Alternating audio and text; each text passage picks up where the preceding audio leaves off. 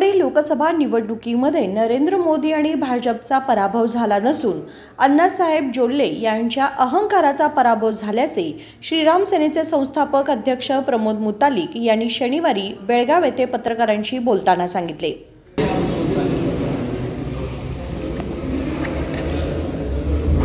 चिक्कोडी लोकसभा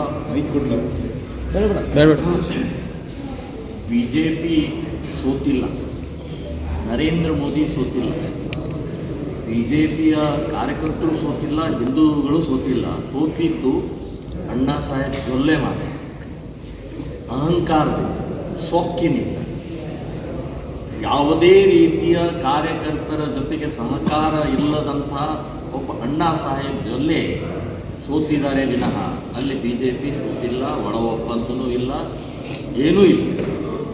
ಭ್ರಷ್ಟ ವ್ಯಕ್ತಿ, ಸೊಕ್ಕಿನ ವ್ಯಕ್ತಿ, ಏನೇನೂ ಮಾಡಲಾರದಂಥ ಕ್ಷೇತ್ರದಲ್ಲಿ ಏನೂ ಮಾಡಲಾರದಂಥ ವ್ಯಕ್ತಿ ಸೋತಿದ್ದಾರೆ ವಿನಃ ಬಿಜೆಪಿ ಸೋಲಕ್ಕೆ ಸಾಧ್ಯನೇ ಇಲ್ಲ ಅನ್ನುವಂಥದ್ದು ಅದೇ ಕಾರಣ ಏನು? ಈ ವ್ಯಕ್ತಿಯಿಂದನೇ।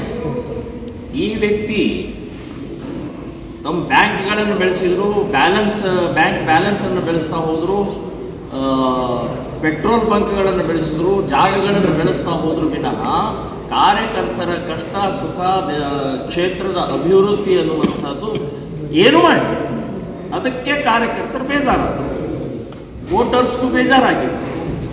ಹಾಗಾಗಿ ಅಣ್ಣಾ ಸಾಹೇಬ್ ಜೊಲ್ಲೆ ಸೋತಿದ್ದಾರೆ ವಿನಃ ಬಿಜೆಪಿ ಸೋತಿಲ್ಲ। ಬಿಜೆಪಿ ಇನ್ನೂ ಜೀವಂತವಾಗಿದೆ। ಮುಂದಿನ ಬಾರಿ ನನಗನ್ಸುತ್ತೆ ಅದಕ್ಕೆ ಸರಿಯಾಗಿ उत्तर ಕೊಡುವಂಥ बीजेपी निश्चितವಾಗಿ ಕೊಡಬೇಕು।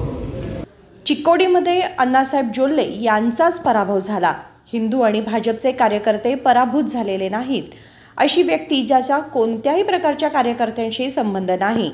अण्णासाहेब जोल्ले ही अशी व्यक्ती आहे ज्यांनी या क्षेत्रामध्ये काहीही काम केले नाही। केवळ बँका, जमीन, पेट्रोल स्टेशन उभारूनही त्यांनी कोणतेही विकास कामे केलेली नाही। भाजप हरला नसून पुढच्या वेळी ताकदीच्या पलीकडे जिंकू असेही ते म्हणाले। विनोद कोळकार, KMM मराठी, बेळगाव।